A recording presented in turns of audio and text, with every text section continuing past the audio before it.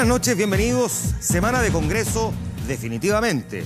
Hoy, el aborto. Ayer, no solamente la discusión sobre la despenalización de la interrupción del embarazo en 3 causales, sino que además la reforma a la educación superior. De ese tema vamos a estar conversando esta noche. Mañana en El Informante, el aborto, una vez que ya haya concluido la discusión, porque mañana debiese pasar a la Cámara de Diputados. De hecho, en un momento más vamos a ir hasta el Congreso con Fidel Oyarzo para saber cómo está el debate a esta hora en el Senado y que ha ocurrido durante toda la jornada del día de hoy. Eso lo vamos a ver en un momento más. Pero bueno, aquí vamos a conversar sobre cómo ha quedado el proyecto de educación superior, cuáles son las etapas que le quedan, cuáles fueron las posiciones que se fueron asumiendo en el día de ayer, cuál es la opinión que tienen los estudiantes también frente a lo que finalmente se aprobó y que ahora le queda todavía un trámite, por lo menos un trámite por cumplir. Vamos a conversar de eso más adelante aquí en el programa. Tenemos una pregunta en todo caso, como siempre, en nuestro fanpage en facebook.com/24horas.cl. Esa pregunta está vinculada precisamente al tema de conversación que tendremos esta noche. ¿Cómo considera que ha quedado el proyecto de reforma a la educación superior? ¿Es un buen proyecto? ¿Es un mal proyecto? En síntesis, entre otras cosas, y probablemente lo más vistoso, lo que más se ha comentado, son gratuidad hasta el 60%, una promesa del gobierno de llegar hasta el 100%, una explicación del por qué no se llega al 100%, parlamentarios de Chile Vamos diciendo por otra parte, no todos, pero algunos que hubiesen esperado que no se llegara hasta el 60% porque no hay recursos para financiarlo. Bueno, de eso vamos a estar hablando en los próximos minutos. Los titulares que marcan el comienzo del horario prime del canal de Noticias de Chile. Así comenzamos vía pública y a propósito de lo que decíamos recién, sigue la discusión en el Senado por este proyecto de aborto en 3 causales. La primera y segunda causal fueron aprobadas y sigue el debate hasta el total despacho. El CERNAC fijó un plazo de 10 días para que las empresas indiquen los motivos de las demoras en la reposición de la luz y cómo van a compensar a los clientes. Y más de 500 niños del coro católico dirigido por el hermano de Benedicto XVI fueron víctimas de maltrato y abuso sexual, una historia que de verdad está generando alto impacto. Pero a la espera de ese contacto con el Congreso les contamos que reaccionaron con bastante furia los vecinos que han continuado sin servicio de electricidad en sus hogares. En terreno, estas cuadrillas que trabajan para Enel, reponiendo la luz, se han topado de frente con la indignación de los clientes de la empresa, como por ejemplo pasó hoy en el sector de La Rayán, donde los residentes del sector afectado retuvieron por más de 2 horas a camionetas contratistas de la compañía. Mire.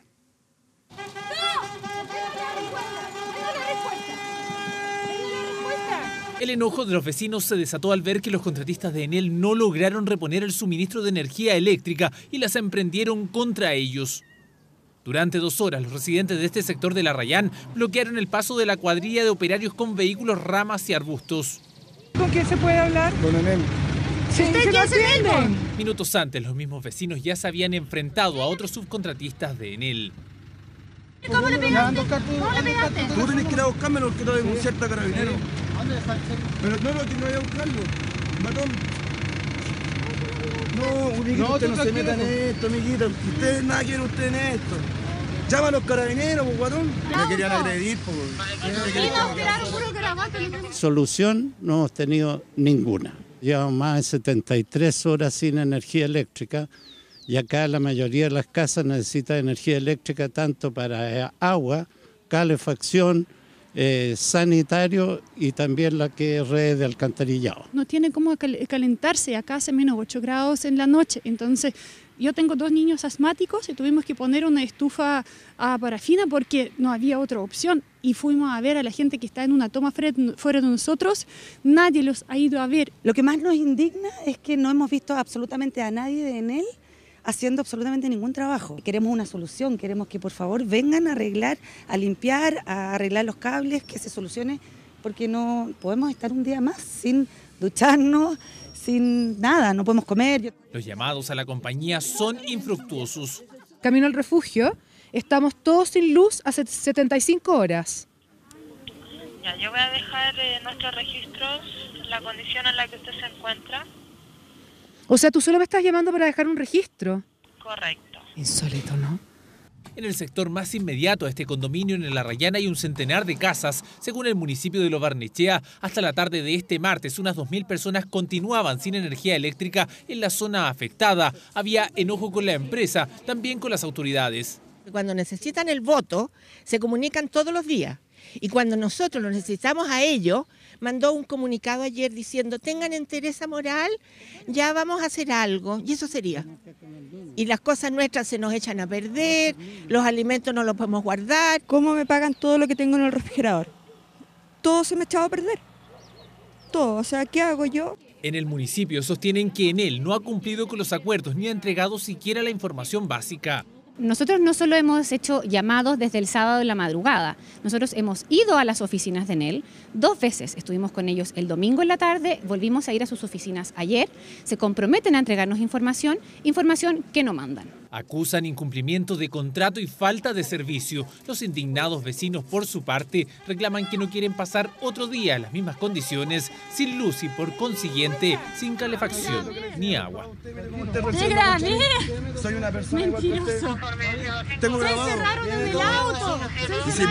Me querían agredir. Para que se hagan una idea, han pasado casi 4 días desde la elevación en Santiago y todavía 2.000 clientes de esta empresa continúan sin electricidad, y eso además no es todo, porque en algunos sectores donde ya volvió la luz, el voltaje no alcanza ni siquiera para, por ejemplo, prender un hervidor de agua o mucho menos un computador. Vea.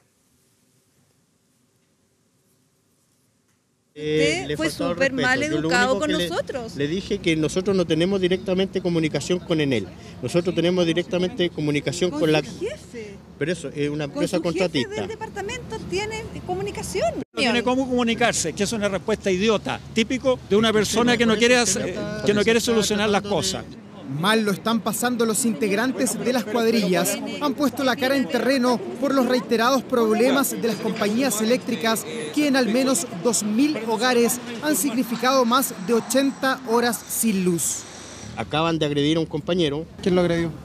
Un cliente, porque está sin suministro. ¿Y quién lo empujó? Sí, está preso él ahora. Están detenidos los dos. Fue el camino en la Rayán. Entonces, es entendible la molestia del cliente, pero nosotros no podemos dar respuesta que no sabemos. En el sector de Cantagallo, en Las Condes, ya llegó la luz, pero el voltaje alcanza con suerte para cargar un par de celulares. La energía no tiene la fuerza necesaria para prender las máquinas, solo alcanza para encender las lámparas. La verdad que ya creo que es insostenible esto, ya llevamos 4 días con pérdidas en trabajo, que son a suma 3 millones de pesos que ya llevamos. Tengo 15 clientes que me están esperando para poder entregarles los trabajos y algunos que son clientes grandes que voy a perderlos simplemente. Son más de 100 los locales donde las pérdidas son millonarias. En esta zapatería están cosiendo a mano los trabajos. Se iluminan con la linterna del celular. En realidad no sé a quién le importará esta cuestión porque a nivel de Estado se piden compensaciones, las empresas le pagan al Estado las compensaciones y aquí estamos los que contribuimos al Estado chupándonos el dedo. El servicio llega con la lentitud que una capital no se merece, mientras las autoridades insisten en que habrá nuevas multas que podrían superar los 5.000 millones de pesos. Lo esencial aquí es que las medidas que dispusieron las empresas fueron insuficientes para evitar cortes prolongados. ¿Y cuáles son las medidas que tienen que realizar? Preventivamente, antes de y durante el año, deben trabajar en mantención para evitar que eventos de la naturaleza provoquen la cantidad de clientes sin suministro que este evento provoca. Las huellas eléctricas del temporal quedaron de manifiesto con los primeros copos de nieve. Mire esta secuencia donde de un minuto para otro la capital sufrió un verdadero apagón.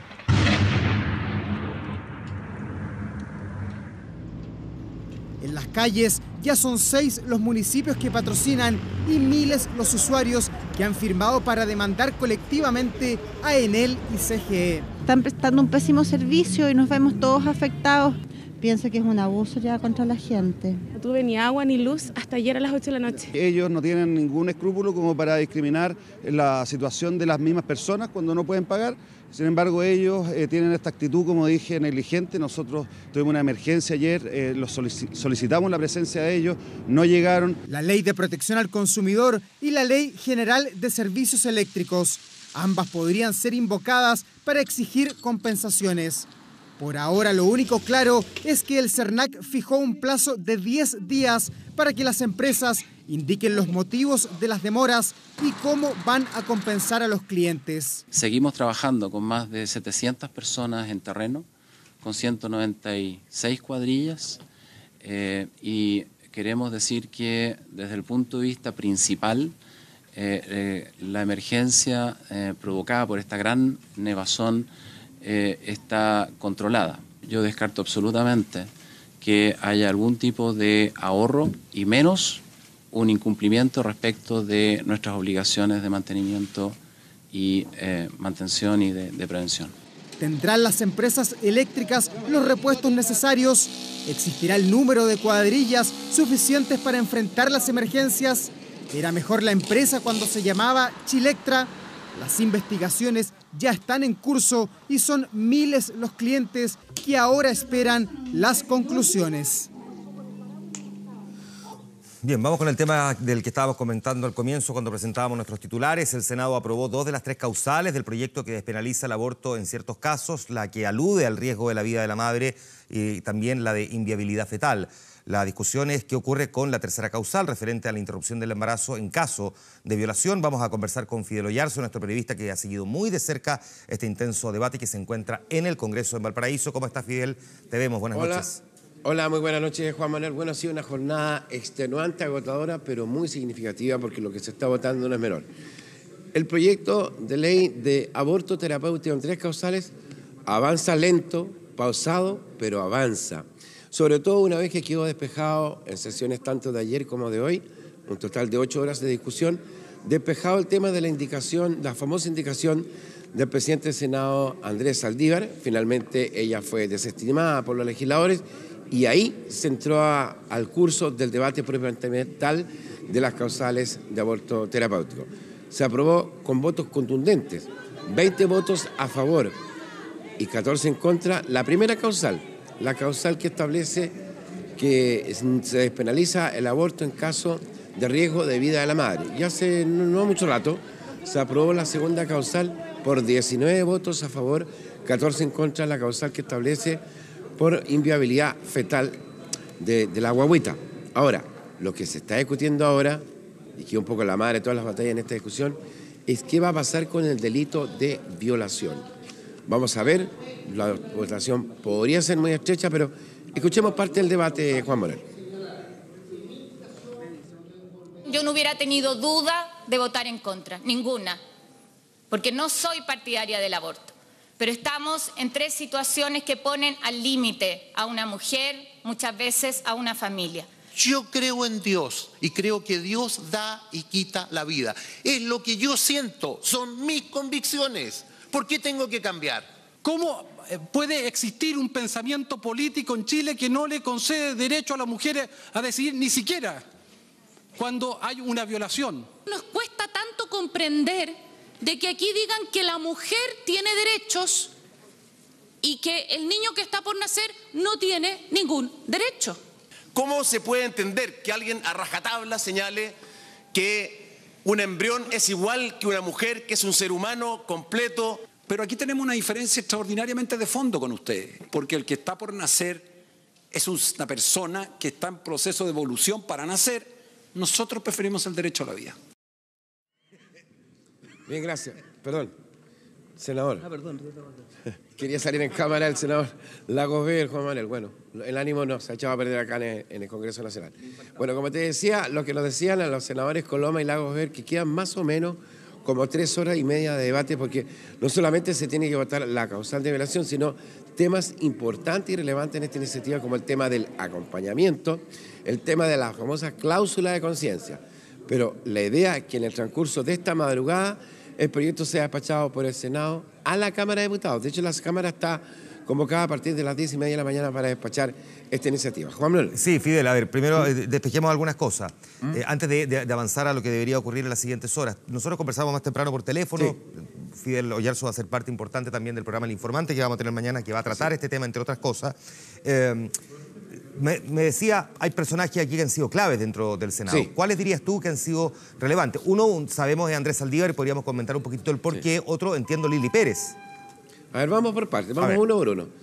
El presidente del Senado, Andrés Saldívar, ha sido clave porque obviamente se produjo un trabamiento de la discusión durante más de 8 horas por esta indicación bastante sorpresiva que presentó. Vamos a explicarla en chileno para que la entienda la gente. ¿Qué es lo que sostenía la indicación planteada por el presidente de la Cámara Alta? Que en el caso de que un equipo médico, viendo el riesgo de vida de la madre, extrae la guagüita, se produce la interrupción del embarazo y eso no es aborto. Eso es lo que decía el senador Saldívar. Bueno, hubo 2 empates Y finalmente, en la votación dirimente de esta tarde, el voto que fue el que cargó la balanza fue el no voto, en realidad, de la senadora Lili Pérez. ¿Por qué? Porque en las dos primeras votaciones había apoyado a Andrés Saldívar, pero finalmente ella se restó y no votó.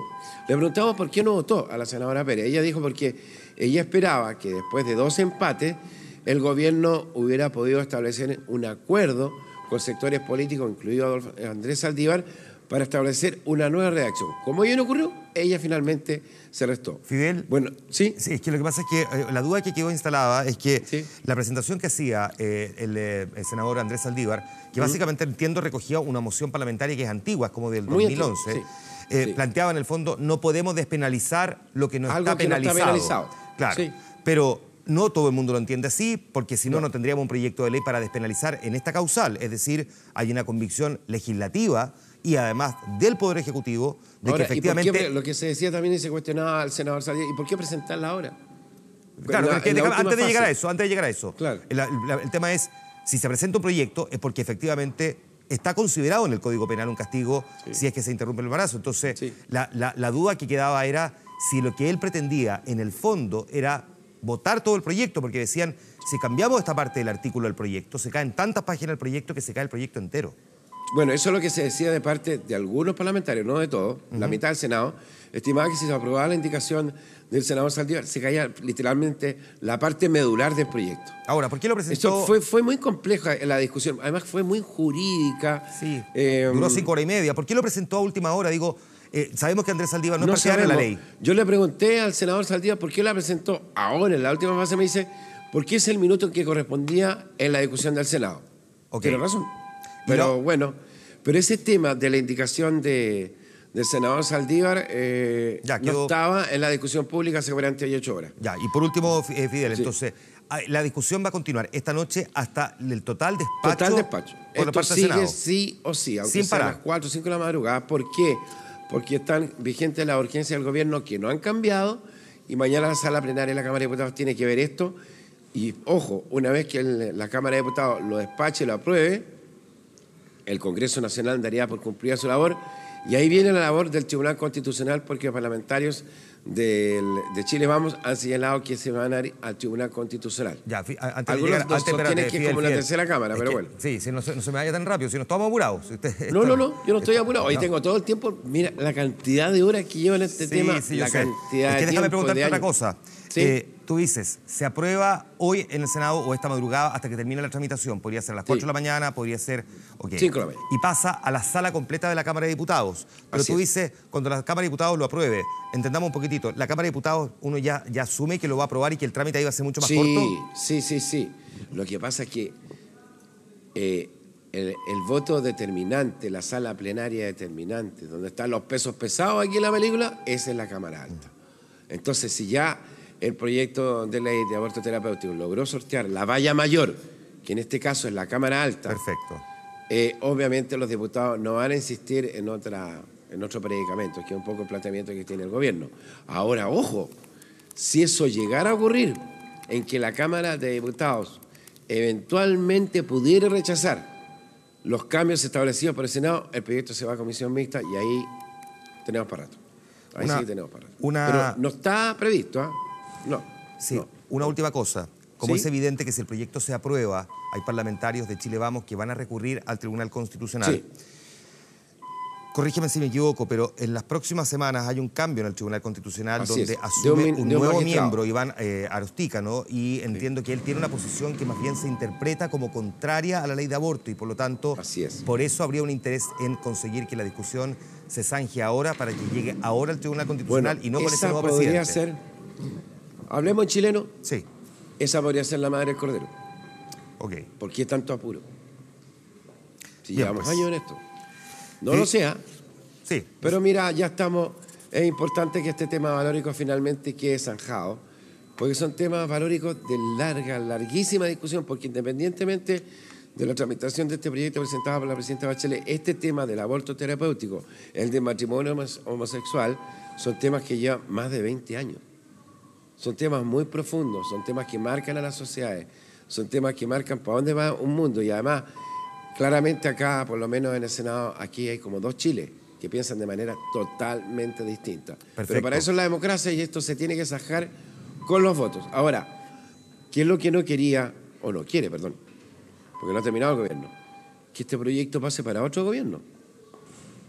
Pues ahí las cosas serían distintas. Exacto. Ya, Fidel, nosotros volvemos a conversar Oye, mañana en la eso noche. fue lo que pasó. Espera. Para terminar, ya que tú me dijiste que tenemos tiempo. Sí. Eso fue lo que pasó con la ley de divorcio, que pasó por 3 gobiernos. Entonces, a medida que retomaba su iniciativa en gobierno, el cual era más o menos del mismo color político, vuelta a cambiar y vuelta a reponer y vuelta a agregar. Sí, que en este caso además había un compromiso de sacar la ley en este gobierno y por eso entonces había cuenta de, digamos, el Y escenario el político. próximo Congreso Nacional va a ser muy distinto al actual. Así es. Bien, Fidel. Ya. Mañana en El Informante conversamos porque ya vamos a tener el proyecto o aprobado Bueno, ahí o tenemos una rechazado. media hora más o menos, ¿no? ¿Ah? ¿Una media hora mañana en El Informante? Sí, No, calcula, mucho. imagínate. No, te puedo hablar una hora si quieres. No, Dale. se lo tengo claro. Pero la idea es hablar en chileno y ciudadanizar los temas, ¿vale? A Fidel, un abrazo. Nos vemos mañana. Listo, vale, chao. Buenas noches. Claro, el Congreso ha sido noticioso porque ayer tuvo discusión también sobre la reforma a la educación superior, tema del que vamos a hablar más adelante en el programa.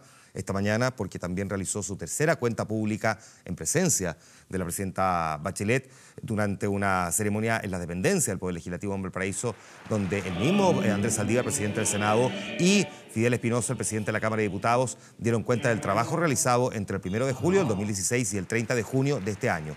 En su discurso, de hecho, ambos líderes de las cámaras destacaron la reciente aprobación de la reforma a la educación superior en la Cámara Baja y también se puso énfasis en la necesidad de legislar para proteger a los menores en condición de vulnerabilidad que hoy viven en el Sename. Y además hicieron un llamado al Ejecutivo para conocer su propuesta en cuanto al tema de las pensiones.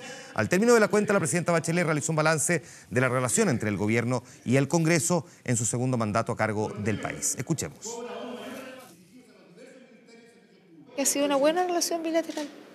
Me iré tranquila en el sentido, cuando me vaya siempre uno le gustaría que salieran más cosas, más rápido, pero yo creo que aquí ha habido un esfuerzo de todos los presidentes y por cierto de los presidentes del Senado y de la Cámara de Diputados de jugar un rol muy positivo, muy apoyador para que Chile sea mejor cada día. Bien, como ven, el Parlamento protagónico definitivamente esta semana. Ya vamos a conversar más adelante del proyecto de ley de reforma a la educación superior. Tenemos algunos temas internacionales pendientes que queremos revisar también con ustedes. Eso será la vuelta de la pausa. Nos vamos, pero antes les contamos que no hay nada mejor que sentir esa libertad absoluta cuando navegas en tu celular. Así te sientes con BTR Móvil y sus planes con más gigas libres para lo que quieras. Pórtate a BTR Móvil y obtén hasta un 40% de descuento en equipos con sistemas operativos Android. Te puedes llevar el nuevo LG K10 a 19.990 pesos, contratando el plan de 11 GB a 24.990 pesos. Incluye además 1 GB para siempre. Con BTR Móvil, vívelo en gigas. BTR, vívelo hoy. La pregunta en nuestro fanpage en facebook.com se vincula al tema con el que nos vamos a, empapar en los próximos minutos cuando conversemos con nuestros invitados. Aparece en pantalla, está en nuestro fanpage en facebook.com/24horas.cl y nos interesa muchísimo la opinión que ustedes tengan en el particular. Bueno, si no, nos quedamos con la imagen de la ciudad. Básicamente queremos saber si considera que el proyecto es un buen proyecto o es un mal proyecto de reforma a la educación superior. Ahí quedamos pendientes con la pregunta. Bueno, ahí recién apareció. Venía dando la vuelta. Creo que pasó hasta por UCB antes de llegar para acá. Ya. Tenemos en Twitter también el hashtag Vía Pública. Nos vamos a la pausa, ya volvemos.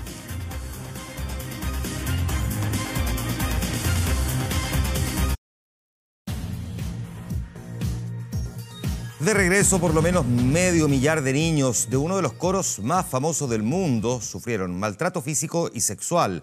Los integrantes de los llamados Gorriones de Ratisbona, un grupo de niños cantores alemanes, fueron sometidos a los vejámenes por más de 3 décadas. El coro fue dirigido por el hermano del Papa Benedicto XVI entre 1964 y 1990, periodo en el que se registraron la mayoría de los abusos. Con este concierto, el coro de iglesia más antiguo del mundo homenajeaba a Georg Ratzinger. Era el año 2009 y las voces de estos niños se elevaban en la Capilla Sixtina para celebrar los 85 años del hermano del Papa Benedicto XVI. Immer wieder schwierige Steilwände, dunkle Passagen, nicht gefehlt. Aber immer wieder war von neuem die Güte Gottes zu spüren. die dich gerufen. Un año después que Benedicto XVI le dedicara estas palabras, estalló el escándalo que tiene a su hermano mayor como sospechoso de encubrir agresiones físicas y sexuales contra 547 niños que pasaron por el coro. Era un abuso físico diario, a menudo brutal, que se ejercía contra una gran cantidad de estudiantes. El principal periodo de estos actos de violencia son entre 1960 y 1970 hasta 1992, cuando se reportaron los más graves abusos físicos.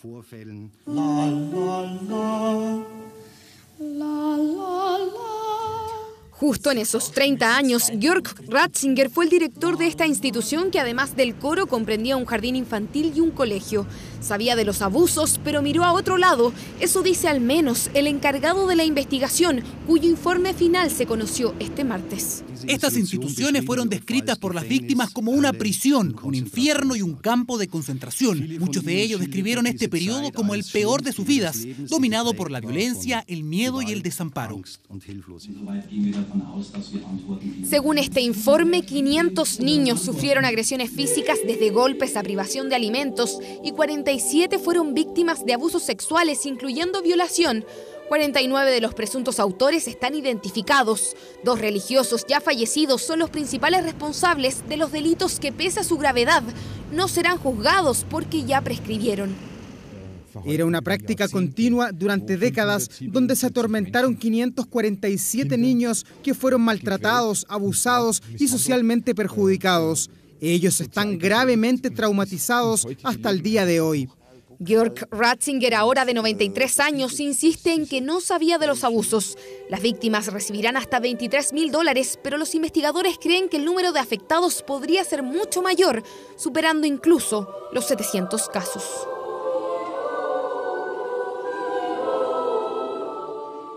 Y en la crónica deportiva, el presidente de la Federación de Fútbol de España y su hijo fueron detenidos por corrupción. El problema es que uno de ellos era estrecho colaborador de Sergio Jadue, una historia que vuelve a salpicar al fútbol chileno.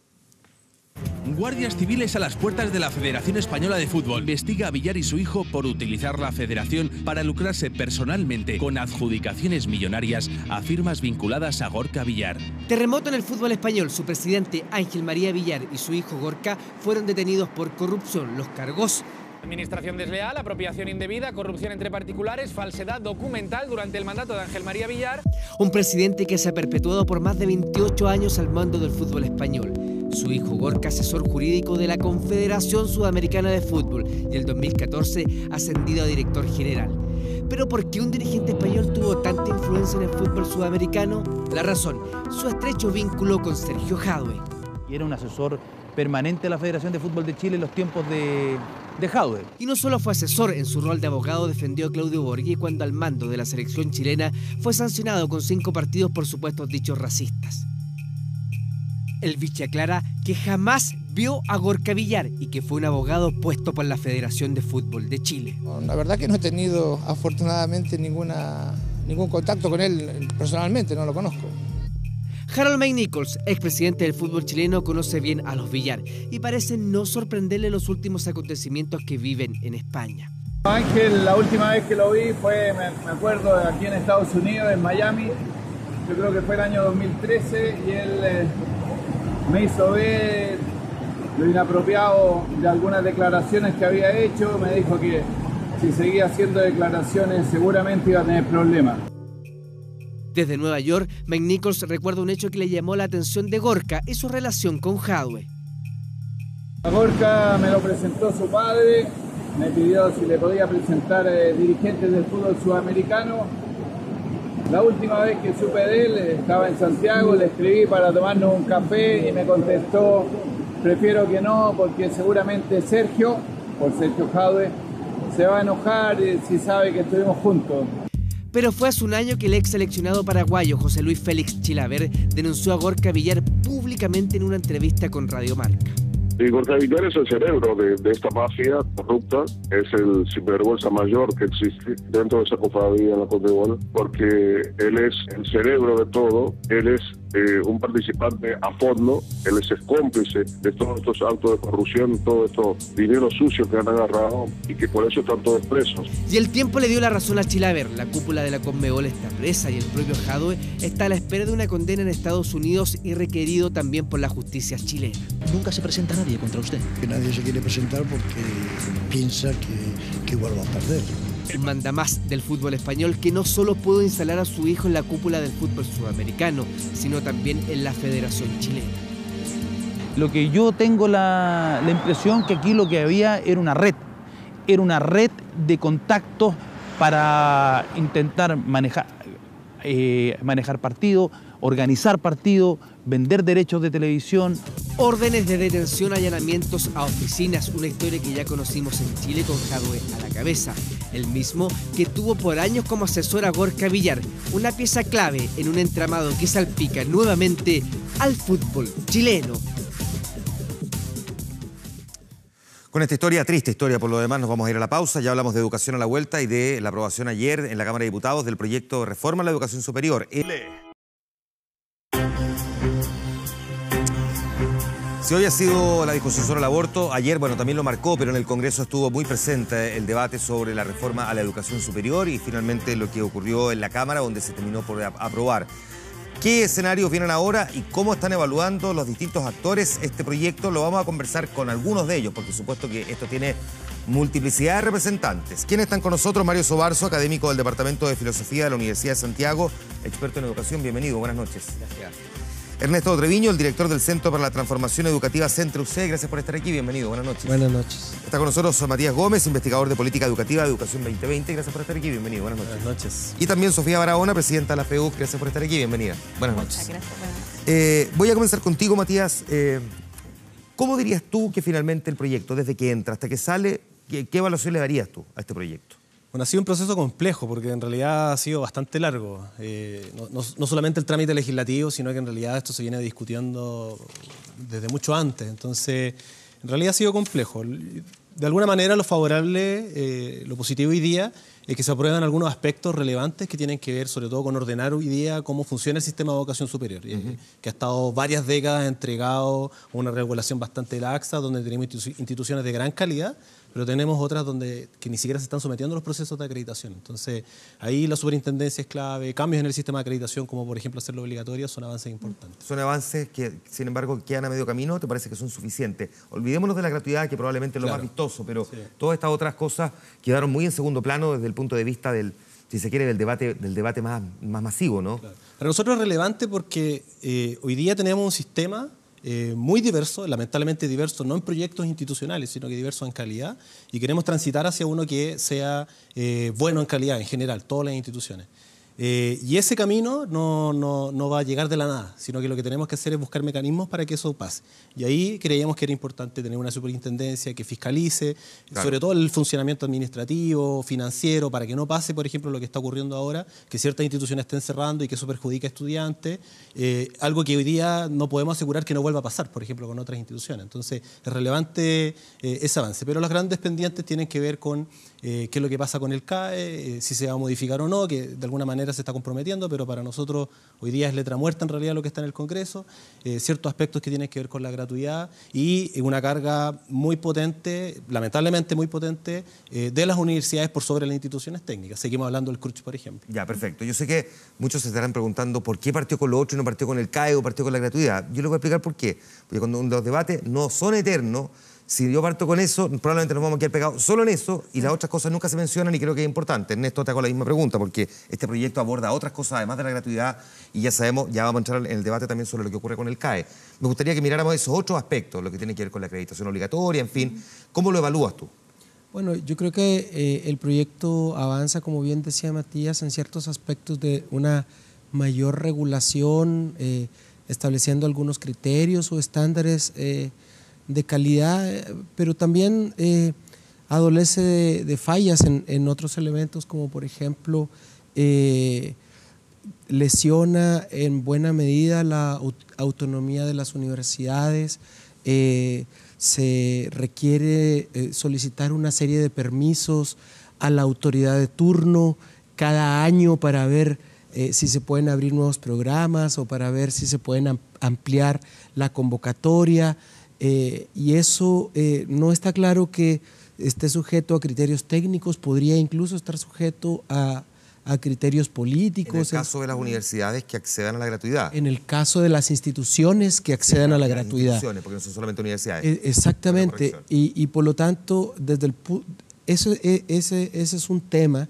Y por otro lado también la consideración del financiamiento para la gratuidad está basada en algunos conceptos abstractos que no necesariamente tienen que ver con la estructura de costos de las distintas instituciones que hay a lo largo. Ponme un ejemplo ahí, porque creo que es interesante este debate del que poco se habla, pero sí, pongámosle un ejemplo concreto, así como para que la gente pueda entender bien a qué te refieres. Bueno, lo que pasa es que nosotros tenemos una gran variedad de instituciones, ¿sí? Y por ejemplo, hay instituciones que se dedican fuertemente, por ejemplo, universidades las llamamos con investigación. ¿Sí? Y las universidades con investigación tienen que hacer un conjunto de inversiones que van más allá de la docencia puramente tal. Por ejemplo, tener laboratorios, tener equipos de investigación, comprar licencias para instrumentos a nivel internacional que se deben aplicar en las investigaciones, y eso no se financia con los aranceles, ni con los aranceles regulados que propone el proyecto, y no hay una fórmula que apoye ese financiamiento.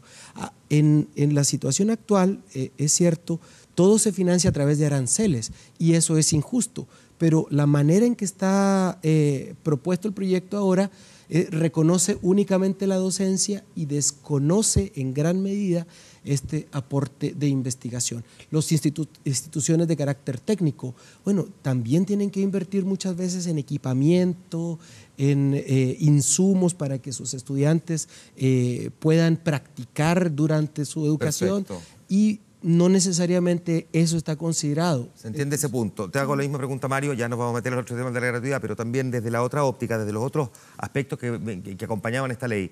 ¿Cómo evalúas tú hasta ahora lo que se consiguió en la Cámara de Diputados? Desde el punto de vista práctico es bastante insuficiente. Todavía quedan muchos temas a medio camino.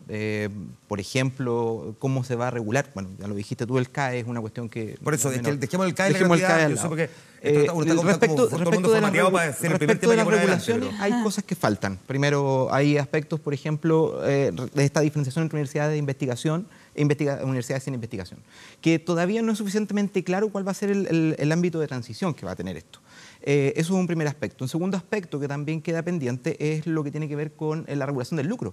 Se va a crear una superintendencia, se van a limitar aspectos con respecto al lucro, pero no queda tan claro de que esto vaya a ser suficiente, y lo sabemos bastante bien porque las superintendencias actúan después de que algo ya sucedió, y por lo tanto la verdad es que la ley siempre es bastante flexible, especialmente en los grupos económicos, porque además aquí estamos hablando detrás de profundamente vinculación con los grupos económicos también del ámbito universitario y del ámbito de educación superior en general. O sea, entonces ahí también hay una cuestión que no es tan clara, el que los ámbitos de regulación sean suficientes. Que actuarían ex post en estricto rigor y no necesariamente fiscalizando para evitar que ocurra. Exactamente.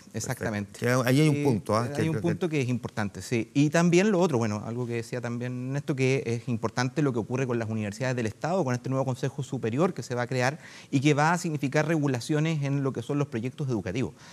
Porque van a quedar 3 personas que van a ser nombrados por los presidentes de la República, y que no es menor, porque eso significa que casi un 40% de lo que es el Consejo Superior, que es el que toma las decisiones con respecto a política universitaria, está siendo regulado por el gobierno de turno. Y eso es una cuestión que, de todo punto de vista, limita la autonomía de las universidades, que también es un elemento importante a considerar. Qué gran punto. Este programa partió al revés, no partió por la gratuidad y no partió por la mujer. Ahora te puedes tomar todo el tiempo del mundo, Sofía, después de que hayas escuchado tus 3 compañeros. ¿Puedo hablar sobre gratuidad? Puedes decir lo que quieras. Es que yo creo que esos son 2 puntos que por lo menos para nosotros desde la CONFET son bastante importantes, pero creo que hay otras falencias que no suelen mencionarse también en estas mismas discusiones, que no contempla actualmente el proyecto de ley, que tiene que ver, por ejemplo, con el marco regulatorio que nosotros por lo menos desde la CONFET proponíamos para aquellas instituciones que recibieran financiamiento público. Por ejemplo, ahí no está contemplado la participación democrática de los distintos estamentos en la toma de decisiones, que para nosotros sí era una garantía de autonomía universitaria. Tampoco, por ejemplo... era una exigencia, de hecho. O sea, era una exigencia, claro, y una garantía para que existiera esa autonomía. Tampoco se contempla, por ejemplo, lo que es el final lucro en todas las instituciones de educación superior dentro de esta reforma. Solamente se contempla un solo grupo. Y, por supuesto, tampoco se contemplan otras aristas que para nosotros son importantes, que tienen que ver, por ejemplo, con promover políticas que no reproduzcan las diferencias de género en la educación superior, entre otras cosas. Y eso en general no se suele mencionar mucho porque quizás no tiene que ver con un debate tan técnico, pero sí con un debate político de cómo nosotros entendemos que tiene que ser la educación superior. Ahora, los dos puntos que por lo menos a nosotros nos hacen desde la CONFETS el rechazar esta reforma tiene que ver con estos dos puntos principalmente, la gratuidad y el crédito con aval del Estado. Gratuidad, en el vamos a ir primero por la gratuidad, luego vamos a ir por el CAE. Gratuidad, ustedes lo rechazan en el sentido de que hubiesen esperado que se avanzara hasta qué decil en corto plazo, digamos. Es que yo creo, lo primero, que siempre hay como una confusión a nivel mediático. Nosotros no estamos rechazando la gratuidad per se. Pues. Nosotros estamos a favor de la gratuidad universal. Ahora vemos que existen tres falencias que no se contemplan en este proyecto con respecto a la gratuidad. Primero, se sigue supeditando a este PIB tendencial que, dada una fórmula mágica, nos va a llevar a tener gratuidad en algún momento, que nadie sabe. Sí, que tiene que promediar un 2,75% por sobre el PIB tendencial por una cantidad de años, además. Exactamente, y eso puede ser 50, 60, 70 años. Probablemente yo vaya a estar muerta cuando tengamos gratuidad universal. ¿Y qué genera eso? La segunda falencia que para nosotros es importante es que genera incertidumbre en la sociedad de cuándo va a existir realmente y cuánto van avanzando los distintos deciles para acceder a este mismo beneficio. Tercero, tiene que ver con que la gratuidad no involucra un cambio sustancial porque sigue funcionando como una beca. O sea, se sigue financiando a los estudiantes y no estamos financiando a las instituciones de educación superior. Y eso tiene bastantes efectos que son negativos, como por ejemplo que existe competencia de las instituciones para atraer a estos mismos estudiantes, más que promover, por ejemplo, el desarrollo de las distintas áreas que también mencionaron anteriormente. Yo creo que esos tres puntos con respecto a la gratuidad nos hacen también ver que esto no es un avance sustancial y no implica un cambio estructural en educación como se había planteado por lo menos en un inicio de la campaña. Desde Educación 2020, ¿cómo miraron esta parte de la discusión, esto de que finalmente se fijara en un 60% o llegara hasta el sexto decil y que luego, digamos, a partir de ahí ya solamente se comprometen recursos a partir de que se cumpla, digamos, esta fórmula un tanto alambicada del PIB tendencial? ¿O de un porcentaje del PIB tendencial? Nosotros hemos estado de acuerdo con que se vaya avanzando en gratuidad, en entregarle mayores beneficios a los estudiantes en educación superior, pero el balance que nosotros siempre tenemos que hacer, que la invitación de alguna manera que siempre hacemos, es a mirar qué pasa con los otros niveles educativos. O sea, ahí la consigna de nosotros siempre es, bueno, no podemos solamente preocuparnos en educación superior, sino que también hay muchos desafíos importantes que hacer en educación inicial, por ejemplo. Hay coberturas que hay que aumentar, hay condiciones de calidad que hay que mejorar en ese sector. Entonces, lamentablemente hay una elección ahí que tiene que hacer el Estado de dónde poner los recursos. Y ahí, desde nuestra perspectiva, nos parece bien que se avance, pero también, dicho esto de poder balancear los niveles, también hoy día la gratuidad ha impuesto ciertos desafíos. Hay instituciones que están planteando, por ejemplo, que se están desfinanciando, que el arancel regulado que se fijó no es suficiente para poder mantener, por ejemplo, investigación. Es una manera elegante de decirlo. Hay distintos escenarios. Endeudadas, digamos. Hay distintos escenarios, sí. Derechamente están saliendo para atrás. Lamentablemente tampoco ha habido una evaluación tan rigurosa respecto de eso. O sea, tenemos declaraciones de instituciones, algunas declaraciones del ministerio, pero no tenemos hoy día un dato que diga, bueno, efectivamente, este es el déficit. Para esta institución, este es el problema. No, pero hay algunas universidades que han abierto sus libros. La Universidad Alberto Hurtado abrió sus libros, digamos, y uno lo miró y no se demoró mucho en darse cuenta de que lo que decía el rector se condecía exactamente con lo que reflejaban los números. No es tan difícil entenderlo si vemos que, y esto ha sido un problema eterno, los aranceles de referencia siempre han sido más bajos que los aranceles reales, y el arancel regulado, que es el que financia la gratuidad, se construye con los aranceles de referencia. Entonces, en realidad, las instituciones en general están recibiendo menos dinero. Y hay que ver qué se hace con eso. Hay instituciones que se están viendo más perjudicadas, que lamentablemente son las que son más inclusivas, que tienen más estudiantes con gratuidad, son las que se están viendo más perjudicadas. Entonces, la solución que nosotros proponemos ahí es decir, bueno, ok, hay que avanzar, pero también tenemos que ver qué es lo que está pasando con la gratuidad. Quizá hay que revisar los aranceles de referencia y también que nuestra propuesta es entender que la gratuidad no es el único mecanismo, que Ernesto y Sofía algo de eso planteaban, esto es financiamiento de la docencia. Pero todavía hay una gran deuda sobre cómo vamos a financiar investigación, cómo vamos a financiar los proyectos de desarrollo. Hoy día Chile tiene una deuda gigante, que es que el 0,4% del PIB se destina a investigación y desarrollo, siendo que el promedio de la OCDE está por sobre el 2%. Agrégale a eso la discusión que estamos teniendo sobre qué hacer con física, química y biología en los colegios, y es, digamos, juntar el hambre con la gana de comer. En 20 años más este país no va a ser capaz de mezclar, digamos, dos productos químicos. Igual quiero dar un dato quizá una precisión para aclararle también a las personas que se dice en general que el 60% de los estudiantes va a tener gratuidad, y no es el 60%, no, son no los 60%. Claro, 60% más vulnerable, que implica el 15% del total de los estudiantes que estamos actualmente en la educación superior. Estamos hablando de, uno tiene que hablar de, que se entienda bien, es hasta el sexto decil, pero no representa el 60% de la masa total de estudiantes. Exactamente, es el 15% solamente, y creo que es importante aclararlo también a la gente. Muy buena precisión. Déjame hacerte esta misma pregunta a propósito de este otro punto que también pareciera ser poco sexy, por decirlo de alguna manera, en el debate más público, pero efectivamente hay universidades que se acogieron a la gratuidad, pero que al mismo tiempo después se fueron encontrando con ciertos dilemas, el retiro de ciertos aportes fiscales indirectos y otros recursos que dejaron de recibir y que en la práctica convirtieron en lo que parecía para ellos ser un atractivo, ellos lo definen como un desmejoramiento de la oferta que le pueden hacer a los propios estudiantes, que terminan siendo universidades lo que simplemente lo que hacen es enseñar y no pueden hacer nada más con los recursos que les alcanza. ¿Este proyecto quedó muy al debe, sientes tú, en eso para esas casas de estudio? Yo creo que el proyecto está absolutamente al debe respecto de dos cosas. Primero, garantizar que las instituciones salvaguarden los niveles actuales de calidad siendo inclusivas, porque uno lo que quisiera es que los estudiantes que acceden a la gratuidad, que son los más vulnerables, puedan ir a las instituciones de mayor calidad. Claro. Y esas instituciones de mayor calidad tienen asociados costos, por lo general costos mayores, como mencionaba.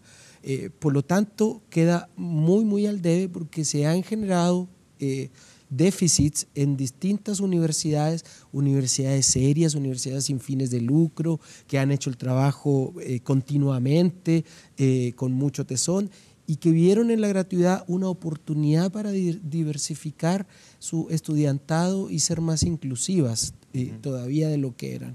Y desde el punto de vista de política pública han sido penalizadas por ser inclusivas. Por lo tanto, tal cual como está el proyecto ahora queda muy al debe. Y ojo, que esto no implica solamente universidades privadas, las mismas universidades del CRUCH, el mismo decano de Economía de la Universidad de Chile ha manifestado en una columna hace un par de días que de seguir así la gratuidad van a tener que empezar a bajar la calidad porque están incurriendo en déficit.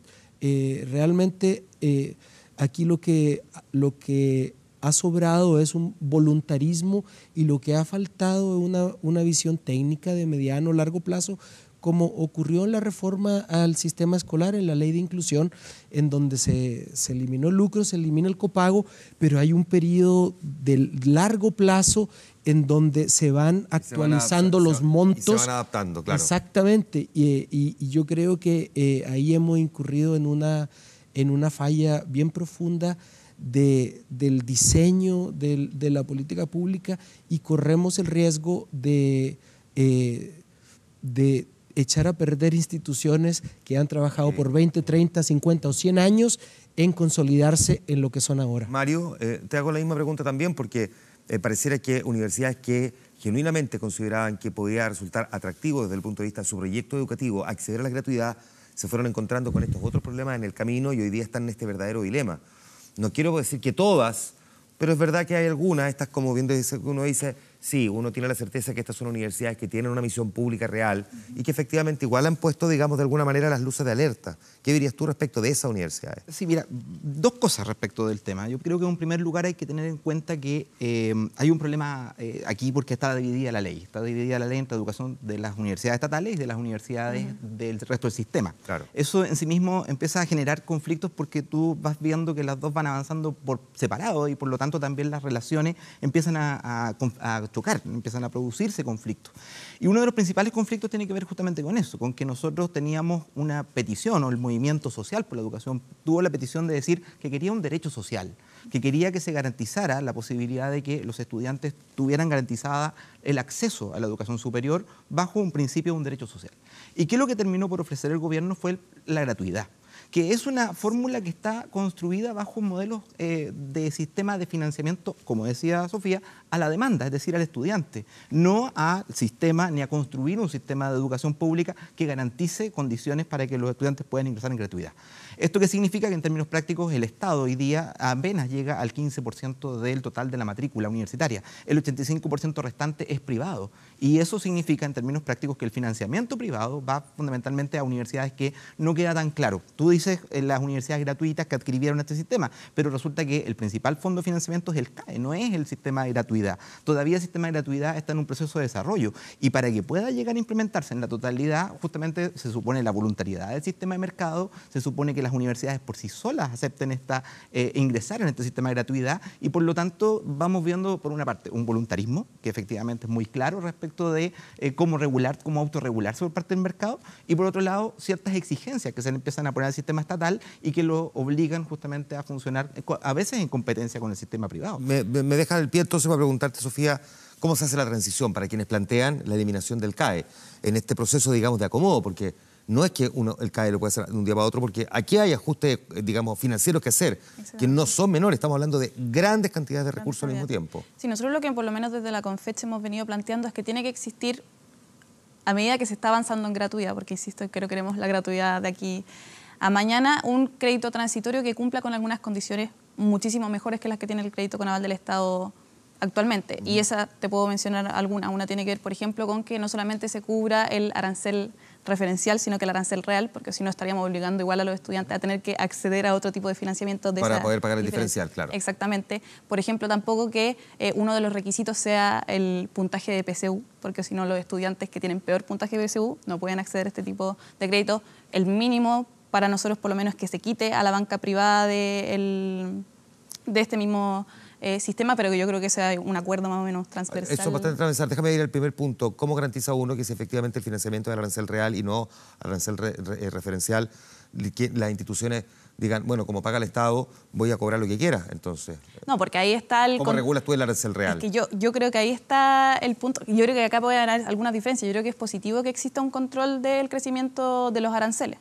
Porque al final se da en muchas universidades, no en todas, que, por ejemplo, hacen cobros en UF, no solamente el crecimiento de del arancel no se hace solamente por el IPC, sino que le van agregando monto tras monto tras monto, y eso, ¿qué significa al final? Que un estudiante que partió pagando X, termina pagando X más una cantidad termina mucho siendo mayor. ese el verdadero negocio, digamos, Exactamente. de la casa de Entonces yo creo que es importante que exista mayor regulación de las distintas instituciones, sobre todo en términos de financiamiento, porque al final los principales perjudicados son los estudiantes, cuando tienen que pagar un crédito.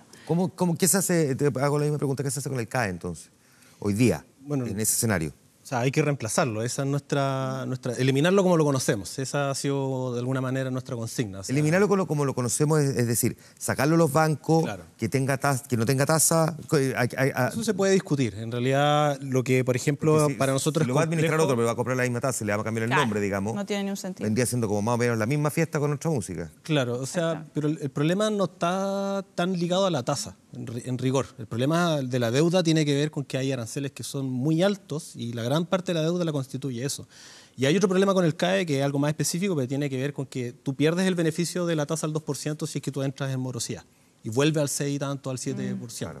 Y eso también empieza a perjudicar. En un corto plazo. Claro, y en el fondo te perjudica si es que tú más lo necesitas. Entre comillas. Una lógica tremendamente financiera, claro, digamos. Entonces también hay un problema que tiene que ver con cómo está funcionando hoy día el crédito. Eso de alguna manera se puede resolver en el entendido de que la gratuidad todavía no ha llegado y que necesitamos un instrumento que tiene que ver con este tipo. En general, con Sofía, con lo que ha planteado, nosotros también estamos de acuerdo con que el crédito tiene que tener estas condiciones. Hay mecanismos, por ejemplo, para que este crédito no constituya deuda para el estudiante en el sistema financiero. Porque otro de los problemas que se ha planteado es que el día de mañana yo, trabajador, quizá quiero postular un crédito hipotecario, un crédito de consumo, por las razones que sea. Fundamentalmente esos dos. Y a mí me aparece una deuda de varios millones de pesos en el sistema y es como, no, usted no puede. Que al final el crédito con aval del Estado es una condena no solamente por lo que uno tiene que pagar, sino que por los efectos que tiene cuando uno no se puede desarrollar ni empezar su vida porque claro. Y hay países que han resuelto eso no incorporando esta deuda al sistema financiero, sino que, por ejemplo, ejecutando el cobro a través de descuentos por planilla, en la declaración de impuestos.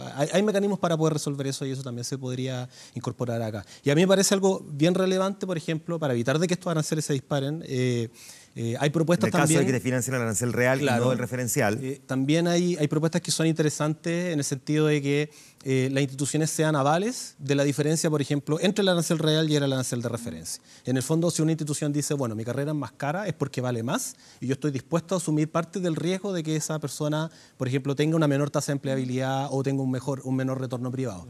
Sí. Es una propuesta que podemos analizar y que se puede aplicar en algunos casos también. Y otro punto que por lo menos yo creo que es importante poner sobre la mesa es cuál es la posibilidad real que existe durante este año de cambiar el crédito con aval del Estado por otro.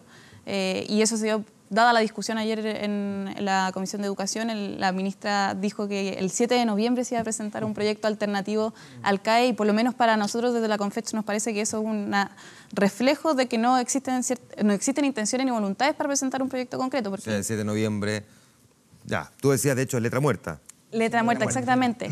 Y yo creo que eso es sumamente negativo porque ese fue otro de los compromisos que asumió el gobierno y que no va a cumplir si es que se presenta este proyecto tan tarde. Ahora bien, yo creo que esa es una oportunidad que por lo menos desde el movimiento estudiantil tenemos para tener una ganada, que es que se presente un proyecto y que salga también un proyecto alternativo al crédito con aval del Estado como lo conocemos ahora. Ahora, ¿qué proyecto podría salir considerando, digamos, que en primera línea, quien podría llegar a la presidencia es Sebastián Piñera y donde hay completa incertidumbre sobre cómo se va a redibujar el mapa, digamos, parlamentario a partir del nuevo sistema electoral que nos va a regir en las elecciones de noviembre, digamos, donde aumenta el número de parlamentarios, pero hay un rebaraje de los distritos, no sabemos realmente quiénes podrían llegar a tener el control, o sea, es incertidumbre plena. Este proyecto no se va a discutir sino hasta el siguiente, digamos, parlamento.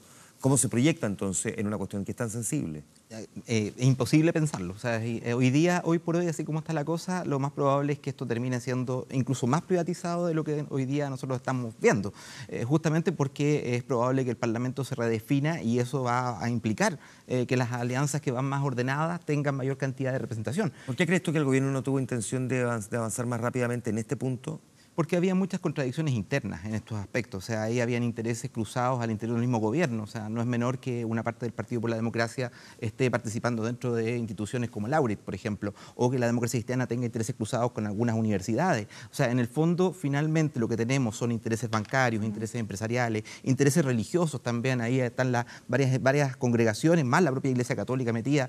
Cuando hablamos de la Iglesia Católica hablamos del Vaticano, en el fondo estamos hablando de un Estado dentro de otro Estado, o sea, tenemos tantos intereses cruzados que la verdad es que es muy difícil que esta cuestión pueda salir así de buenas a primeras. En el fondo es una trama social que se ha ido construyendo que tiene muchos años, hace más desde el año 81. ¿Dirías que por qué crees tú que el gobierno lo deja para el final, donde, digamos, huele mucho más a saludo a la bandera, un acto simbólico que un acto práctico de querer avanzar en esa discusión? Mira, mi interpretación es que el gobierno tuvo muchas dudas desde el principio respecto de cómo abordar este tema. Incluso antes de la elección, en la conversación, en la campaña de la presidenta Bachelet, se habló de un sistema de crédito que fuera pagado después por los titulados, pero que no fuera un crédito bancario, sino que fuera un crédito de tipo fiscal. Claro. En donde, como mencionaba Matías, fuera contingente al ingreso, extinguible a un cierto número de años. Y con un porcentaje máximo de cobro, además, con un porcentaje máximo de cobro respecto al ingreso y con subsidios cruzados, donde los profesionistas que ganaran más subsidiaban a los profesionistas que ganaban menos. Sin embargo, esa fórmula perdió fuerza. Mi interpretación es que por conveniencia política, porque los compañeros de la Confech habrían estado absolutamente en contra, probablemente, de que se llegara a la gratuidad por esa vía. Y además, me parece también que se colgaron de un eslogan. A mí la palabra gratuidad no me gusta, fíjate, porque esconde una realidad que es que esto no es gratuito. Alguien tiene que pagar por la educación superior. Y no es justo que, como hemos estado haciéndolo hasta ahora, todo el peso recaiga sobre los hombros de los estudiantes y sus familias. Y particularmente en un país tan desigual, en donde es una importantísima barrera de acceso para los estudiantes más vulnerables, pero de algún lado tenemos que sacar ese financiamiento. Y la idea de crear este fondo solidario fue perdiendo fuerza a medida que fue bajando la popularidad del gobierno y no tuvo el suficiente empuje para llevarlo adelante. Y para mi gusto, la sustitución del CAE debería ser una fórmula como esta. Perfecto. A los cuatro, muchísimas gracias por haber estado aquí. Sofía, muchísimas gracias. Muchas gracias, Néstor. Muchas gracias, Mario. Muchas gracias, Matías, por haber estado aquí. Gran conversación. Este es un proyecto que sigue adelante. El tema de la educación está siempre aquí presente en el vía pública, pero era el momento de abordarlo. Mañana será seguramente el aborto, pero hoy era el tiempo de hacer la reflexión sobre lo que había ocurrido en el día de ayer. Muchísimas gracias a los cuatro por haber estado esta noche con nosotros. Gracias, buenas noches. Nos vamos a la pausa. Todavía nos queda vía pública por seguir revisando. Volvemos de inmediato con ustedes. Esperamos.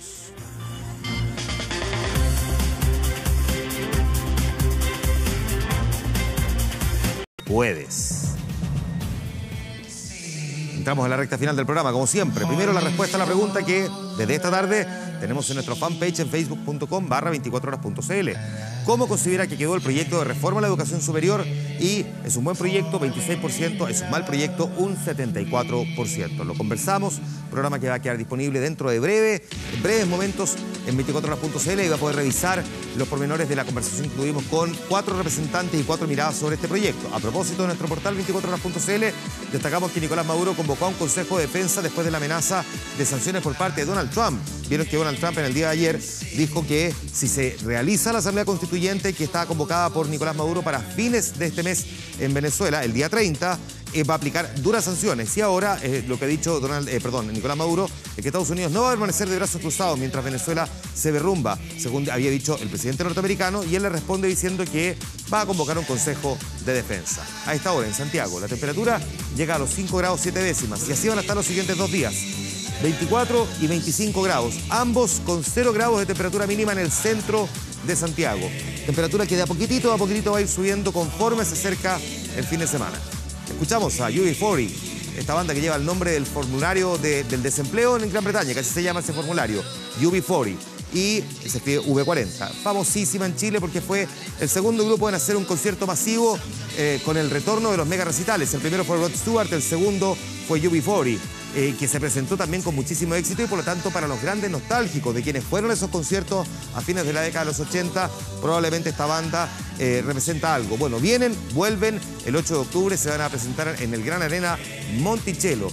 No vienen todos sus integrantes, son 8 los originales, varios han ido partiendo, pero vienen 3 de los más importantes que forman todavía la esencia de un grupo que es de pop, pero que también es de reggae, que en su momento completó, digamos, en 1983, si no me falla la memoria, un gran cover de la canción de Neil Diamond, Red Red Wine. Este es un cover de Can't Help Falling in Love, la canción de Elvis de la película Blue Hawaii, que es de comienzo de los 60, 1961, y que ellos en 1993 llevaron el primer lugar en los rankings internacionales. Con UB40 y su anunciado concierto en Chile, nos vamos.